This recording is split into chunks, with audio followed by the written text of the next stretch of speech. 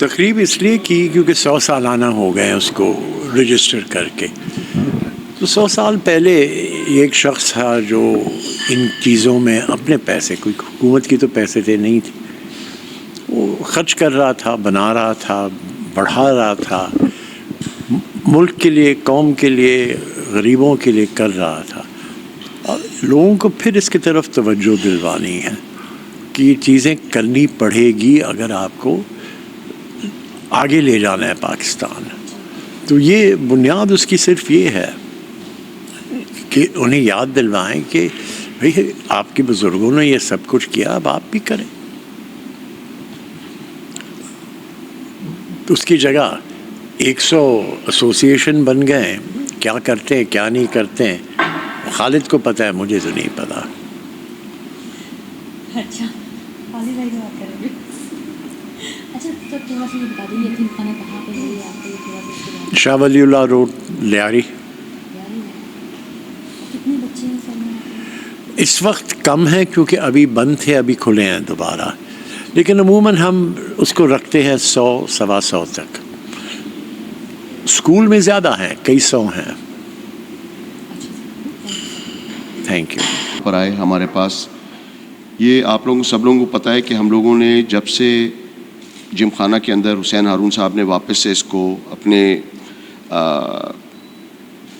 Under لیا ہے، اپنے اس کے اندر کیا ہے، واٹ یو کال دیٹ، تحویل میں لیا ہے، اس وقت سے آپ لوگ دیکھ رہے ہیں کہ کیا پروگریس ہو رہی ہے.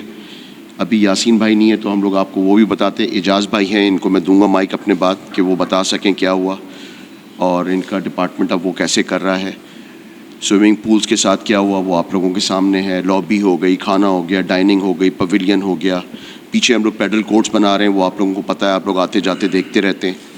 ہم لوگوں کے پاس کچھ اور ایریا خالی ہے جس کے اندر ہم لوگ بعد میں ڈیولپمنٹ کریں گے. وہ بھی آپ لوگوں کے سب لوگوں کے لیے ہے، آپ لوگوں کے بچوں کے لیے ہے، جنریشنز کے لیے ہے. اور یہ سارا کا سارا جو وسیلہ بنانے والے ہیں آپ کو پتہ ہے حاجی عبداللہ ہارون صاحب تھے، جنہوں نے ساری قائد اعظم کے ساتھ مشقت کر کے یہ ملک بھی بنایا، اپنے پیسے بھی خرچ کیے. جو لوگ کچی میمن انڈیا کے اندر وہاں سے انہوں نے مائیگریٹ کیا، ہجرت کی اور یہاں پر آیا، نوآباد کے اندر ان کو آباد کیا. وہاں پہ جو ایک یتیم خانہ بنایا، اس کے پیچھے ایک بوائز سیکنڈری اسکول بنایا، ایک ٹیکنیکل اسکول بنایا، ایک پرائمری اسکول بنایا، ابھی بھی وہ وہیں پہ موجود ہے. اس کے برابر میں ایک ہماری زمین خالی تھی جو حسین ہارون صاحب نے ابھی ایک مسجد کے لیے دے دی ہے، ڈونیٹ کر دی ہے. کافی ایسی جگہیں ہیں جو جماعت کو بھی، کچی میمن جماعت صدر کو بھی ان لوگوں نے حسین صاحب نے جو ہے ڈونیٹ کی ہیں، جس کے اندر ابھی وہاں پہ ان کا ایک مورگ نہیں تھا جہاں پہ سرد خانہ جس کو کہتے ہیں، جنہاں میں جایا کرتی تھیں لاشیں یا کہیں اور جایا کرتی تھیں میتیں، تو اب وہیں پہ غسل خانہ اور دوسری چیزیں مسجد کے بالکل برابر میں بنایا جا رہا ہے. That is also the donation. And سارا کا سارا جو زمین کا اور باقی اس کو بنانے کا خرچہ ہے وہ حسین صاحب نے برداشت کیا ہے، کمیونٹی کو بھی دیا ہے.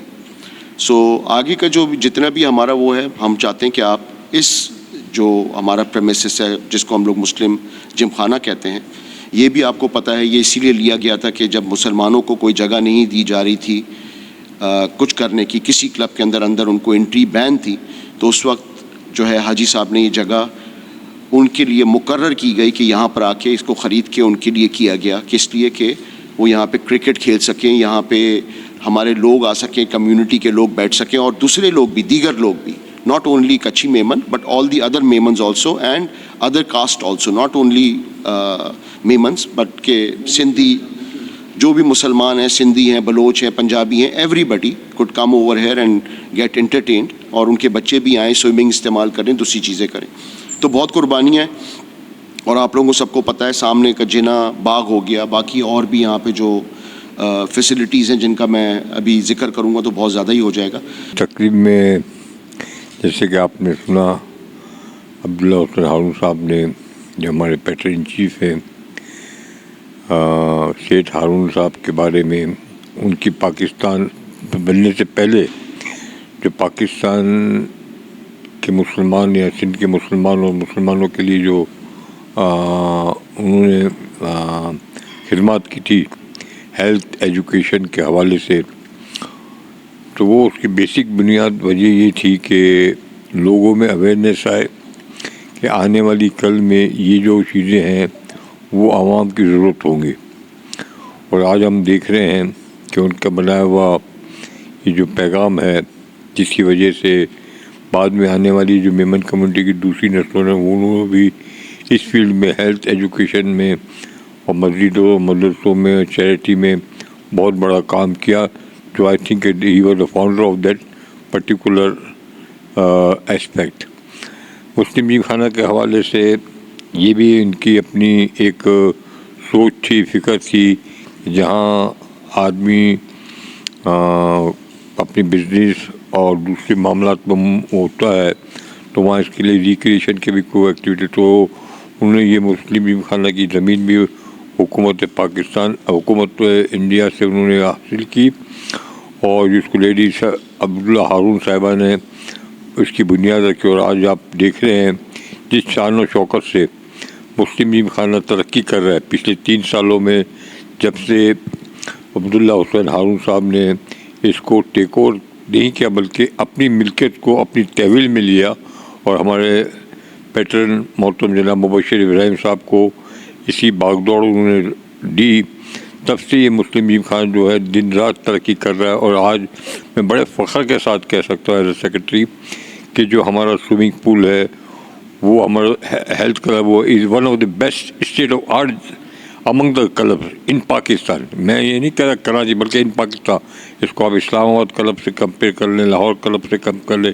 اسی طرح ہمارا ٹینس کورٹ ہے. اب ہمارا اسنوکر روم جو ہے وہ اتنا جو پہلے سے تھا آلریڈی اچھا فنکشن کرتا، اب اس میں انلارجمنٹ ہو رہا ہے، اور 4 ہم لوگوں نے امپورٹڈ ٹیبلز منگوائی ہیں.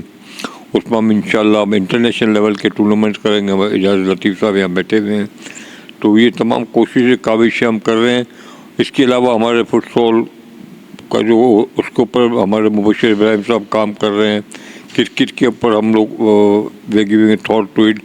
تو انشاءاللہ کام جو ہے ہمارا وہ جو مین بلڈنگ کا تھا وہ تقریباً پورا ہو گیا. اب انشاءاللہ ہم اپنے بچوں کے لیے، اپنی جنریشن کے لیے یہاں پر اس قسم کی ایکٹیویٹیز کر رہے ہیں جس سے لوگ لطف اندوز ہو رہے ہیں. پچھلے ہفتے ہمارے یہاں پر ایک پروگرام ہوتا، تو آئی ایم پراؤڈ ٹو سے کہ الحمدللہ کہ آفٹر لانگ ٹائم اس مسلم جیم خانہ میں پارکنگ کے لیے جگہ نہیں تھی.